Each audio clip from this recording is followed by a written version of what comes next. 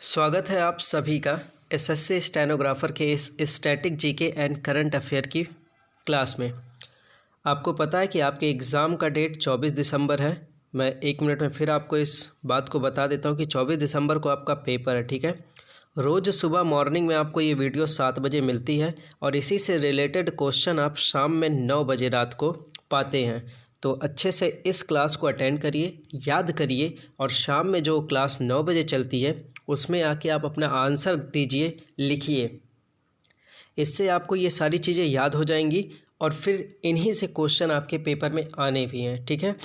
तो चलते हैं, आज इसके 4th पार्ट को स्टार्ट करते हैं और देखते हैं आज कौन कौन से करंट अफेयर के, साथ ही साथ स्टैटिक जीके और कौन कौन से question SSC CHSL selection phase 8 और सब चीज़ों में बना हुआ है।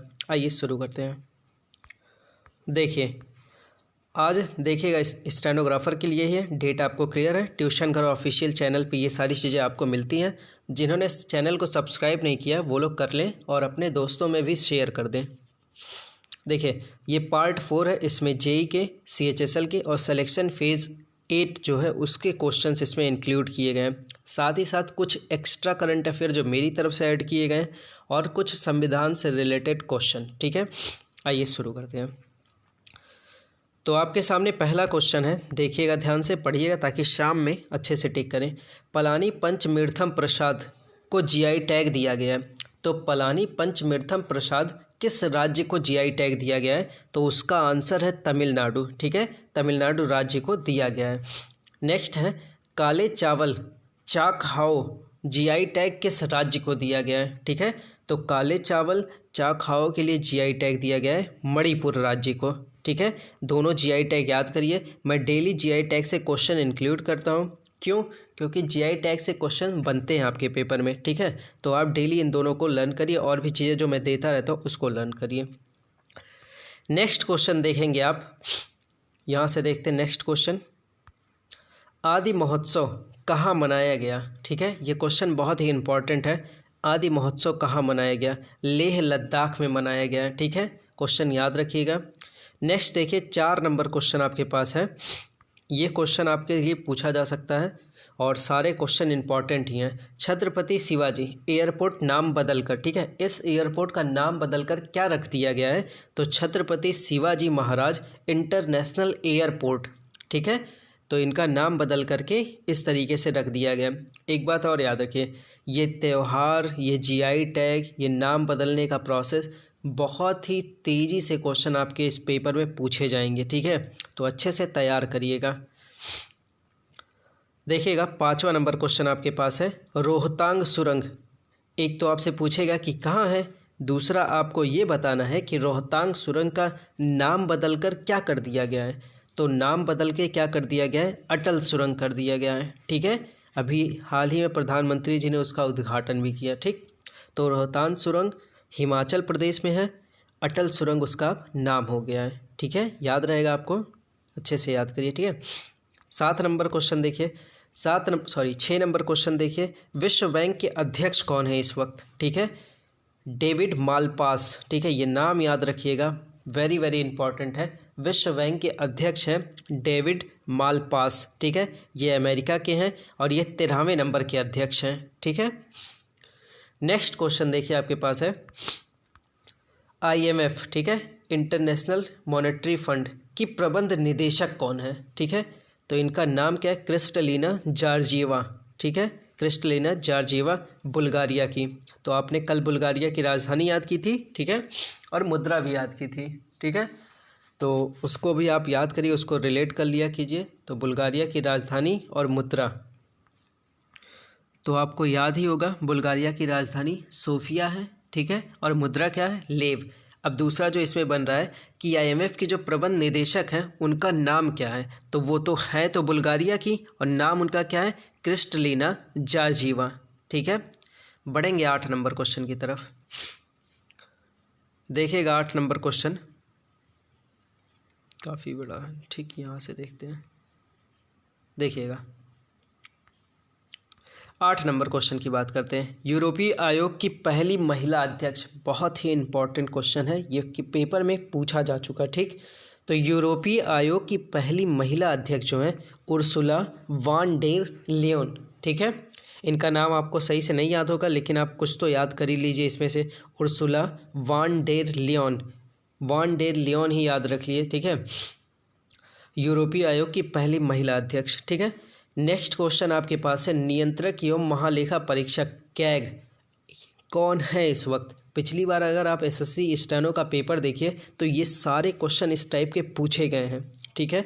तो आप इसको अच्छे से याद करें, याद रखिएगा इस बार करंट अफेयर फिर 20 से 25 क्वेश्चन आपके पेपर में रोल अदा करने वाला है, और मेरा पूरा दावा है कि इन्हीं में से सारे क्वेश्चन आपको दिखेंगे।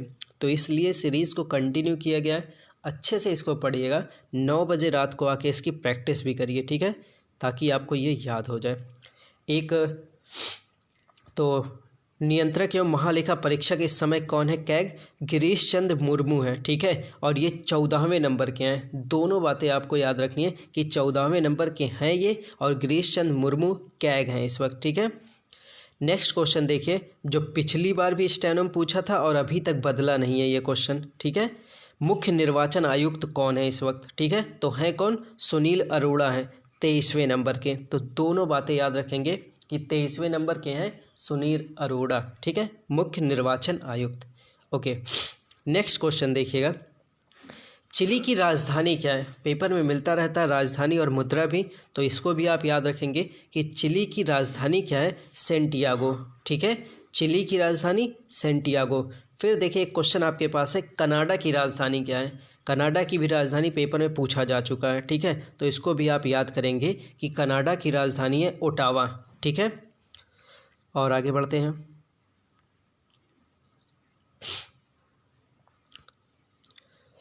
देखते हैं 13 नंबर क्वेश्चन, ठीक है। 13 नंबर क्वेश्चन आपके सामने, इंदिरा नेवी, ठीक है, संयुक्त सैन्य अभ्यास किन दो देशों के बीच में हुआ है, ठीक है।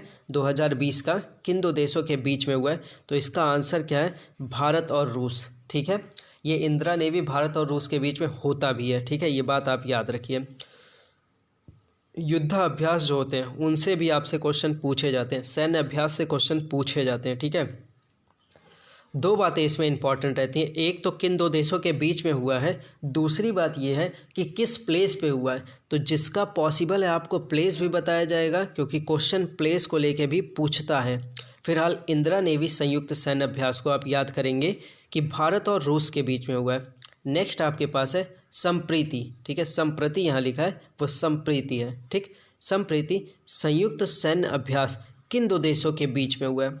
इसमें तीनों बातें इंपॉर्टेंट, मतलब एक तो आपके लिए ये इंपॉर्टेंट है कि संप्रीति जो अभ्यास होता है, सैन्य अभ्यास होता है, वो भारत और बांग्लादेश के बीच में होता है, ठीक है।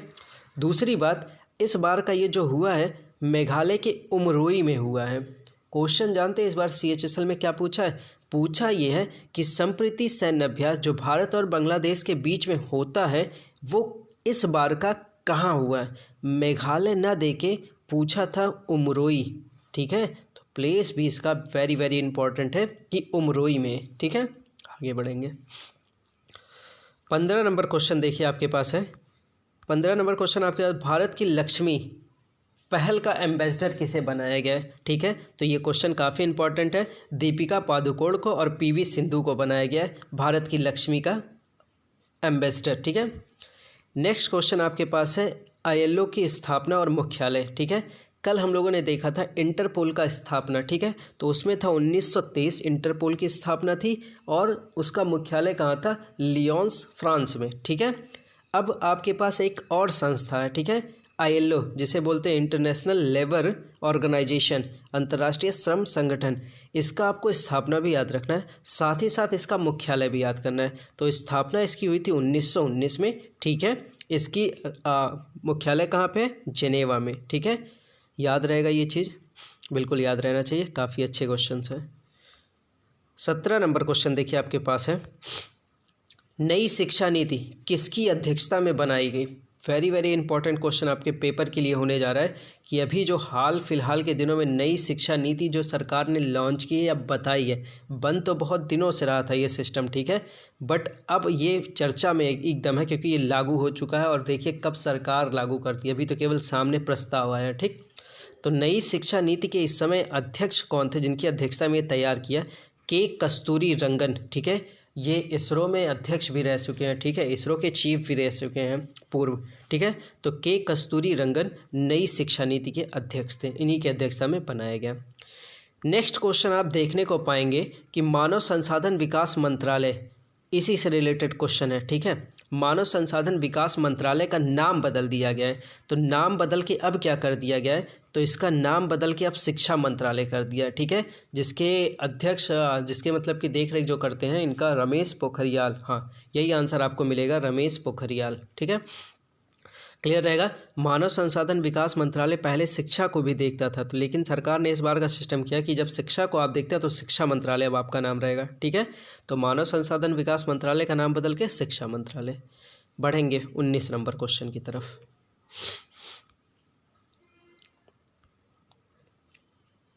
देखते हैं 19 नंबर क्वेश्चन, दिख रहा होगा आप लोगों को, अच्छे से दिख रहा होगा। नीति आयोग के पहले इनोवेशन इंडेक्स नवाचार सूचकांक 2019 में, ठीक है। ये जो नीति आयोग के जो पहला इनोवेशन इंडेक्स है, जो नवाचार सूचकांक के नाम से फेमस है 2019 का, इसमें पहले नंबर पे कौन था? ये क्वेश्चन पूछा जा चुका है। मैंने इसमें सेकंड भी इंक्लूड किया है, आपको ये भी याद रखना है, ठीक है। तो पहले नंबर का कौन है? कर्नाटक, ठीक है। कर्नाटक को पहला नंबर दिया गया है। और सेकंड नंबर पे है तमिलनाडु। क्यों मैं पहले, दूसरे, तीसरे तक की भी चर्चा कर लेता हूँ, क्योंकि पिछली बार अगर आप स्टेनो का पेपर देखें तो तीसरे नंबर पे सफाई में कौन था, स्वच्छता में चौथे नंबर पे कौन था, इस टाइप के क्वेश्चन पूछे गए हैं। तो आप ध्यान रखेंगे कि पहले नंबर पे है कर्नाटक, दूसरे नंबर पे है तमिलनाडु, ठीक है, याद रहेगा आपको। सॉरी। 20 नंबर क्वेश्चन की चर्चा करेंगे। देखते हैं 20 नंबर क्वेश्चन में क्या है। कन्या सुमंगला योजना किस राज्य की पहल है या किस राज्य का योजना है? तो ये क्वेश्चन याद रखिए, अपने यूपी का है, ठीक है। तो कन्या सुमंगला योजना उत्तर प्रदेश का है। इसमें जानते हैं बेटियों को स्नातक तक पढ़ने के लिए 15,000 रुपये की मदद मिलेगी, ठीक है। बहुत ही अच्छी योजना है, लाभ मिलना चाहिए सबको। 21 नंबर क्वेश्चन देखिए आपके सामने है। राजीव गांधी खेल रत्न पुरस्कार की धनराशि क्या हो गई है? वेरी वेरी इंपॉर्टेंट क्वेश्चन होने जा रहा है आपके एग्ज़ाम के लिए, क्योंकि इससे पहले 7.5 लाख रुपए मिलते थे, ठीक है। इससे पहले 7.5 लाख रुपए मिलते थे राजीव गांधी खेल रत्न पुरस्कार में, लेकिन अब जानते हैं कितना मिलता है? अब मिलता है 25 लाख रुपए। और इस बार का जो मिला है वो 5 लोगों को मिला है। ये भी क्वेश्चन पूछा गया है कि इस बार का राजीव गांधी खेल रत्न पुरस्कार कितने लोगों को मिला है? 5 लोगों को मिला है, ठीक है। और कितने लाख रुपए अब हो गए हैं? तो पहले तो 7.5 लाख था, अब ये नहीं रहा, अब 25 लाख हो गया, ठीक है। 5 लोगों में नाम किसका है? रोहित शर्मा का है, विनेश फोगाट का है, ठीक है। और एक नाम आपको रानी रामपाल मिलेगा, और 2 नाम और हैं, ठीक है, उनको भी दिया गया। तो 5 खिलाड़ियों को दिया गया। मैं आगे आने वाले मैंने एक वीडियो बनाया है, उसमें नाम उनका जिक्र किया, आप जाके देख लेंगे, ठीक है। आइए नेक्स्ट देखते हैं। नेक्स्ट क्वेश्चन आपके सामने है, देखिए अभी नाम इनका ले रहा था, क्वेश्चन में है रानी रामपाल किस खेल से संबंधित है? ये क्वेश्चन आपके CHSL, ठीक है, पूछा गया कि किस खेल से संबंधित है रानी रामपाल। तो आपको याद है ये क्वेश्चन, ये हॉकी से संबंधित है, और हमारे हॉकी के कैप्टन भी हैं रानी रामपाल, ठीक है। और इस बार का राजीव गांधी खेल रत्न पुरस्कार भी इन्हें मिला हुआ है, ये बात आपको ध्यान रखना है, ठीक है। तो हॉकी की ये कैप्टन, हाँ, हॉकी के खेल से संबंधित हैं, और इस बार का राजीव गांधी खेल रत्न पुरस्कार इन्हें मिला भी है, ठीक है। नेक्स्ट क्वेश्चन देखेंगे। ये क्वेश्चन पूछ लिया था, इनका नाम तो किसी को नहीं तैयार होगा, क्योंकि पूछा गया था कि द्विज शरण किस खेल से संबंधित है। याद रखिए, ऐसा क्वेश्चन भी पूछा जाता है कि ये जो प्लेयर है, जिसको आप जानते या नहीं जानते, पूछता है कि वो किससे संबंधित है, किस खेल से संबंधित है। तो ये सारे क्वेश्चन आपको देखने को मिलते हैं। तो द्विज शरण किस खेल से संबंधित है? याद रखिए, ये टेनिस के खिलाड़ी हैं, इनको इस बार अर्जुना अवार्ड मिला है। और एक बात और ध्यान रख के चलिएगा कि अर्जुन अवार्ड की जो धनराशि पहले 5 लाख रुपए थी, ठीक है, जो पहले 5 लाख रुपए थी, अब वो नहीं रह के 15 लाख हो गई है, ठीक है। तो इस बात को भी याद रखिए, ऐसा क्वेश्चन पूछा जाएगा। और जो अपडेट नहीं रहेंगे वो 5 लाख 7.5 लाख यही सब लगाएंगे, ठीक है। लेकिन आप अपडेट हैं, आप लगाएंगे सही, ठीक है। तो द्विज सरल किस खेल से संबंधित है? टेनिस से संबंधित है। इस बार का अर्जुन अवार्ड इन्हें मिला हुआ है और साथ ही साथ अब अर्जुन अवार्ड की प्राइस क्या हो गई है? 15 लाख हो गई है। बढ़ेंगे आगे। 24 नंबर क्वेश्चन की बात करेंगे, देखेंगे। रमन मैग्सेसे पुरस्कार, रैमन मैग्सेसे, रमन मैग्सेसे नहीं, रैमन मैग्सेसे पुरस्कार 2019 का किसे मिला है? तो एनडीटीवी के न्यूज़ रिपोर्टर हैं रवीश कुमार, ठीक है। इन्हीं को मिला है रैमन मैग्सेसे पुरस्कार, ठीक है। अब रैमन मैग्सेसे पुरस्कार कौन सा देश देता है? तो फिलीपींस देता है, ठीक है। और इसे क्या बोला जाता है? एशिया का नोबल बोला जाता है, ठीक है। दोनों बातें आप याद रखिए। एकमात्र मुख्यमंत्री जिसने रैमन मैग्सेसे पुरस्कार पाया हुआ है तो उनका नाम है अरविंद केजरीवाल, दिल्ली के मुख्यमंत्री, ठीक है। नेक्स्ट देखेंगे 25 नंबर क्वेश्चन। अगला फीफा वर्ल्ड कप कब और कहाँ होगा, ठीक है। इससे पहले जो हुआ था उसको किसने जीता था ये आप बताएंगे। तो अगला फीफा वर्ल्ड कप कहाँ होगा ये देखिए, कब और कहाँ होगा, ठीक है। तो पहले तो 2022 आप याद रखिए कि अगला फीफा वर्ल्ड कप 2022 में होगा कहाँ पे? कतर में होगा। इससे पहले जो 2018 में हुआ था उसकी विजेता टीम थी फ्रांस, ठीक है। 2018 के फीफा वर्ल्ड कप की विजेता टीम थी फ्रांस, उसमें क्रोएशिया उपविजेता था, ठीक है। क्रोएशिया वही जिसकी राजधानी जगरेब और मुद्रा उसकी थी कुना, ठीक है। तो आगे याद रखेंगे अगला फीफा वर्ल्ड कप कब और कहाँ होगा? 2022 कतर में, और 2018 का विनर था फ्रांस। नेक्स्ट क्वेश्चन देखिए 26 नंबर क्वेश्चन। 26 नंबर क्वेश्चन आपके पास है, सेमीफाइनल में भारत को किसने और कितने रन से हराया था? ये क्वेश्चन क्रिकेट से आपको ये बात याद रखनी है कि क्रिकेट से क्वेश्चन आपके पेपर में पूछे जाते हैं। पिछली बार तो इतने बेहुदा क्वेश्चन पूछे गए थे जिनका कोई सर पैर ही नहीं था। तो ये तो क्वेश्चन इंपॉर्टेंट आपके हिस्से का। पिछली बार पूछा था रोहित शर्मा और विराट कोहली के बीच कितने शतकीय साझेदारी हो गई, ये कौन याद करता है भैया। तो चलिए बढ़ते हैं इस पे, ठीक है। तो सेमीफाइनल में भारत को किसने और कितने रन से हराया था? तो सेमीफाइनल को न्यूजीलैंड ने हराया था, आपको याद होगा, और 18 रन से हराया था। ये बात भी आपको याद रखना है, ठीक है। 27 नंबर क्वेश्चन की चर्चा करेंगे। 27 नंबर क्वेश्चन में है सर्वाधिक छक्के किस खिलाड़ी ने लगाए हैं, ठीक है। तो पूरे वर्ल्ड कप में बोलिए या पूरे इंटरनेशनल ओडीआई में बोलिए, तो सबसे अधिक छक्के इयोन मॉर्गन ने मारे हैं। एक मैच में 17 छक्कों का रिकॉर्ड इन्होंने बनाया है। इससे पहले 16 छक्कों का record Rohit Sharma, Chris Gayle और भी बहुत सारे लोगों का था। तो सर्वाधिक छक्के किस खिलाड़ी ने लगाए? इयोन मॉर्गन, इंग्लैंड के कैप्टन हैं ये, ठीक है। और जानते हैं पूरे वर्ल्ड कप में इन्होंने टोटल 22 छक्के, तो ये भी बात सही है कि सबसे अधिक इन्होंने मारा था। और एक मैच में भी अगर बताया जाए तो 17 छक्के इन्होंने लगाए हैं। नेक्स्ट देखिए क्वेश्चन आपके पास है, विजडन ट्रॉफी 2020 कौन सा देश जीता है, ठीक है। तो विजडन ट्रॉफी 2020 का ट्रॉफी इंग्लैंड विजेता रहा है, ठीक है। और उप विजेता कौन रहा है? West Indies. नेक्स्ट क्वेश्चन की चर्चा करेंगे।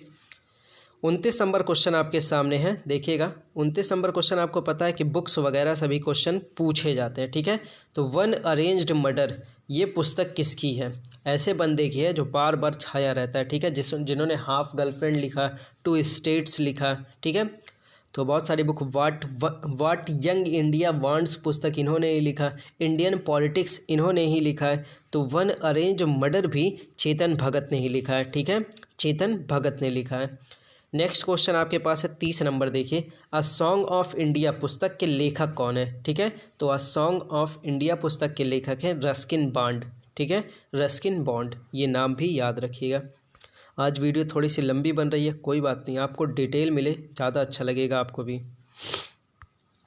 पेपर में फंसेगा ना ये क्वेश्चन तो आपको ये दिन फिर एकदम अच्छा लगने लगेगा।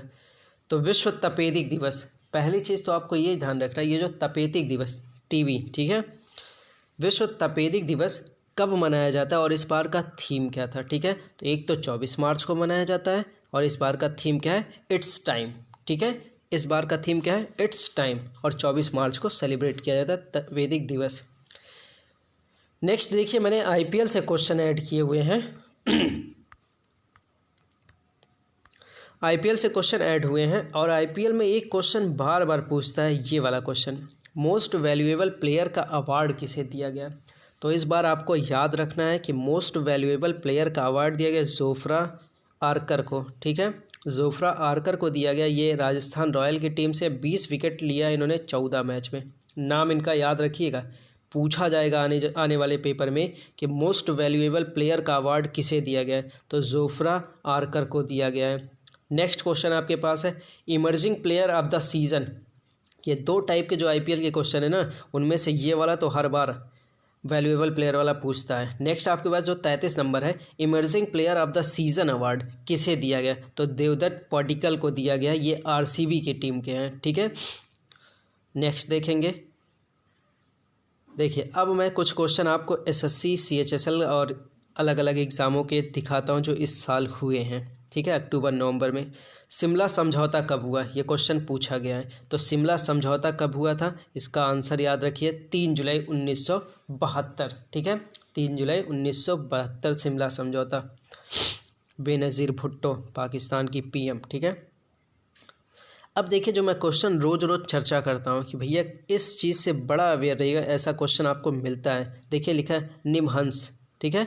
निमहंस जो इंस्टीट्यूट है, ठीक है, इसमें पूछा क्या गया इस बार का पेपर, कहा गया कि इसमें जो दूसरा यन है, ठीक है, मतलब कि ये वाला यन जो है दूसरा वाला, ठीक, इसका क्या मतलब है। तो जब पूरा फुल फॉर्म आपको याद रहेगा तो आप उस वाले यन का मतलब भी बता पाएंगे। ऐसे क्वेश्चन से बड़ा अवेयर रहिएगा, बहुत ही डेंजरस क्वेश्चन होता है ये।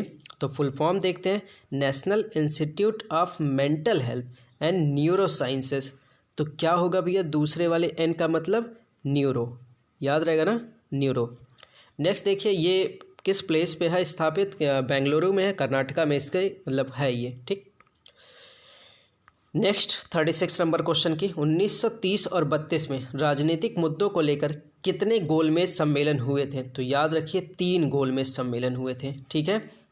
जो गोलमेज सम्मेलन फर्स्ट राउंड टेबल कब हुआ था, नवंबर 1930 से 31 तक, 3 हुआ था ये याद रखिए। दूसरा जो हुआ था 31 से 31 तक, और थर्ड वाला हुआ था नवंबर दिसंबर 32 तक, ठीक। तो 3 आपको याद रखने हैं। बढ़ेंगे 37 नंबर क्वेश्चन की तरफ। 37 नंबर क्वेश्चन आपके पास है कैलंग्यूट, ठीक है, कैलंग्यूट, कैलंग्यूट ये आधा गा है, पूरा इसमें लिखा हुआ है। कैलंग्यूट बीच कहाँ पर है, तो नाम याद रखिए गोवा में है, ठीक है। ऐसा क्वेश्चन पूछा गया, ऐसे कुछ उटपटांग पूछ लेगा और सारी पढ़ाई धरी की धरी रह जाएगी हम लोगों की, ठीक है। तो क्लियर करिए कि कैसे टाइप के क्वेश्चन आ रहे हैं, उन पे अवेयरनेस बढ़ाइए और पढ़िए, ठीक है। महाविषुव संक्रांति, महाविषुव संक्रांति त्यौहार किस राज्य में मनाया जाता है, ठीक है, ये क्वेश्चन भी पूछा गया। तो ये आंसर है उड़ीसा में, ठीक है। महाविषुव संक्रांति उड़ीसा में मनाया गया। ये traditional new year day festival of Hindus in Orissa, ठीक है। 39 नंबर क्वेश्चन की चर्चा करेंगे, उम्मीद, ठीक है। पहल योजना किससे संबंधित है, नवजात शिशुओं से संबंधित है, अनुवांशिक बीमारी से निपटने के लिए, ठीक है। ये बात तो आपको याद हो गया कि उम्मीद इस चीज़ से संबंधित है। उम्मीद का फुल फॉर्म भी याद रखिए, ठीक है। उम्मीद का फुल फॉर्म पेपर में पूछता है, तो उम्मीद वाले फुल फॉर्म को देखते हैं, unique methods of management and treatment of inherited disorders, ठीक है। तो उम्मीद के फुल फॉर्म को आप जरूर याद रखिए। पूछेगा क्या, पूछना अगर होगा, उसका दिमाग खराब होगा एग्जामिनर का, तो पूछेगा उम्मीद में दूसरे वाले यम का क्या मतलब है, तो आप क्या बोलेंगे भैया, मैनेजमेंट, ठीक है। चलिए, उम्मीद करता हूँ कि आप मेरी बातें समझ के अब एक लेवल में पढ़ाई करेंगे। पढ़ाई करने का मतलब अब आप समझेंगे चीज़ों को, ठीक है। संसद के दोनों सदनों का संयुक्त बैठक की अध्यक्षता कौन करता है, तो ये बहुत सिंपल सा आंसर है, आपको याद है, लोकसभा अध्यक्ष करता है। जिस दिन ये अनुपस्थित रहेगा लोकसभा उपाध्यक्ष करेगा, ठीक। तो 6 माह तक उस पर कब ये संयुक्त अधिवेशन लाया जाता है, जब 6 माह तक कोई जवाब ना आए संसद में, ठीक है। तो राष्ट्रपति इस विवाद को निपटाने के लिए क्या करता है, संयुक्त बैठक बुलाता है, ठीक है। याद है कि संयुक्त बैठक बुलाता है, मतलब संयुक्त बैठक बुलाएगा राष्ट्रपति और उसकी अध्यक्षता करेगा लोकसभा अध्यक्ष। इसका जिक्र भारतीय संविधान के अनुच्छेद 108 में हुआ है। नेक्स्ट क्वेश्चन देखेंगे 41 नंबर, जुआरी नदी किस राज्य में बहती है, देख रहे हैं, ऐसे क्वेश्चन पूछता है। तो जुआरी नदी किस राज्य में बहता है, गोवा में बहता है, ठीक है। ये largest river in the state of Goa, Goa की सबसे लंबी नदी है जुआरी नदी, और ये गोवा में बहती है। ठीक है, 42 नंबर क्वेश्चन देखेंगे। द्वितीय विश्व युद्ध के बाद कब विंबलडन टूर्नामेंट को रद्द करना पड़ा है? तो देखिए, द्वितीय विश्व युद्ध के बाद 2020 में, अभी हाल ही फिलहाल के दिनों में, इस विंबलडन टूर्नामेंट को रद्द करना पड़ा है। क्यों कैंसिल करना पड़ा? Wimbledon cancelled for first time since world war second because of corona virus. Corona virus ने, एक वायरस ने दुनिया हिला दी, ऐसा कुछ गाना बना हुआ था। तो इनकी वजह से 2020 का विंबलडन टूर्नामेंट रद्द कर दिया गया। तो और आगे इसके विंबलडन के बारे में कुछ जान लेते हैं। देखिएगा, तो जो 2019 में विंबलडन चैंपियनशिप हुआ था, इसमें मेंस वाले में अगर पुरुष वर्ग में पूछेंगे तो नोवाक जोकोविच जीते थे। ठीक है, पुरुष वर्ग में, जो कि सर्बिया के रहने वाले। अगर महिला वर्ग की बात करेंगे तो सिमोना हालेप जीती थी रोमानिया की। तो हुआ नहीं है, तो ये वाला इंपॉर्टेंट ही है। जब 2020 का कुछ नहीं हुआ तो मेंस में कौन जीता? नोवाक जोकोविच सर्बिया। वुमेन सिंगल में कौन जीती? Simona Halep Romania. ठीक है, 43 नंबर क्वेश्चन की बात करेंगे। The queen of the hills, ठीक है, the queen of the hills के पर्वतों की रानी किसे कहा जाता है? तो मसूरी को बोला जाता है, उत्तराखंड, याद रखेंगे। 44 नंबर क्वेश्चन की बात करेंगे। देखिएगा 44 नंबर क्वेश्चन, राज्यसभा में 1/3 सदस्य कितने वर्ष में सेवानिवृत्त होते हैं? बहुत बार पूछा गया पेपर में। तो 1/3 सदस्य कितने वर्ष में सेवानिवृत्त होते हैं? तो प्रत्येक 2 वर्ष में, हर 2 साल में 1/3 सदस्य रिटायर होते हैं। 45 नंबर क्वेश्चन की बात करेंगे। आगे भैया हम लोग अंत के कगार पे क्वेश्चन के। आज थोड़ा सा लंबा वीडियो बना है, कोई बात नहीं, आप अच्छे से पढ़िए। मौलिक कर्तव्य को किस देश से लिया गया? ठीक है, तो मौलिक कर्तव्य को लिया गया है रूस से, ये बात आपको याद रखनी है। भाग 4 के का में इसका जिक्र है, और अनुच्छेद 51 के का में भी इसकी बात रखी गई है। ठीक है, तो मौलिक कर्तव्य आपको पता है रूस से, भाग 4 के का में, अनुच्छेद 51 के का से। ठीक, याद रखिए, रात में 9 बजे लाइव इन सब क्वेश्चनों का डिस्कशन होगा, अच्छे से पढ़ लीजिएगा फिर आइएगा। ठीक है, 46 नंबर क्वेश्चन की बात करेंगे। राष्ट्रीय महत्व स्मारकों, स्थानों और वस्तुओं के संरक्षण किस अनुच्छेद के तहत होता है, या किस अनुच्छेद में इसका जिक्र है? राष्ट्रीय स्मारकों की रक्षा होनी चाहिए, ऐसा किस अनुच्छेद में बोला गया है? तो अनुच्छेद 49 है। ठीक है, क्वेश्चन पूछा गया है। 47 नंबर क्वेश्चन आप देखेंगे, अस्पृश्यता का अंत किस अनुच्छेद में है? तो ये बहुत बार आपने देखा, छुआछूत का अंत कर दिया गया है अनुच्छेद 17 में। ठीक है, नेक्स्ट बढ़ेंगे, 48 नंबर क्वेश्चन की बात करेंगे। 48 नंबर क्वेश्चन आपके पास, स्वतंत्र भारत के पहले रेलवे व परिवहन मंत्रालय या परिवहन मंत्री कौन थे? ठीक है, तो आपको इनका नाम बहुत अच्छे से याद होगा, जॉन मथाई। ठीक है, बहुत अच्छे से तैयार किया होगा आपने। नेक्स्ट आपके पास 49 नंबर है, संसद के स्थगन के समय किस अनुच्छेद के तहत अध्यादेश जारी किया जाता है? तो अनुच्छेद 123, याद रखिएगा, अनुच्छेद 123 अध्यादेश है। ठीक है, संसद देश में। नेक्स्ट और लास्ट क्वेश्चन 50 नंबर, भारत में सबसे कम उम्र के प्रधानमंत्री कौन बने थे? तो राजीव गांधी सबसे कम उम्र के प्रधानमंत्री बने थे। ठीक, आज की क्लास यहीं पे फिनिश होती है। उम्मीद करता हूँ कि आपको चीज़ें समझ में आ रही होंगी। ठीक है, तो ये चीज़ें क्लासेस आपको डेली मॉर्निंग 7 बजे मिल जाती है, और ये क्वेश्चन पूरा आपको डिस्कशन जो कराया जाता है ट्यूशन घर ऑफिशियल चैनल पे कराया जाता है। जितने लोग नए हैं सब्सक्राइब जरूर करें, शेयर करें, ताकि मेरी मेहनत भी एक तरीके से लगे कि हाँ भाई मैंने जो आपके लिए किया है वो सारे क्वेश्चन पेपर में आए। याद रखिए, अगर क्वेश्चन बनता है यहीं से बनेगा और यहीं से उठेगा।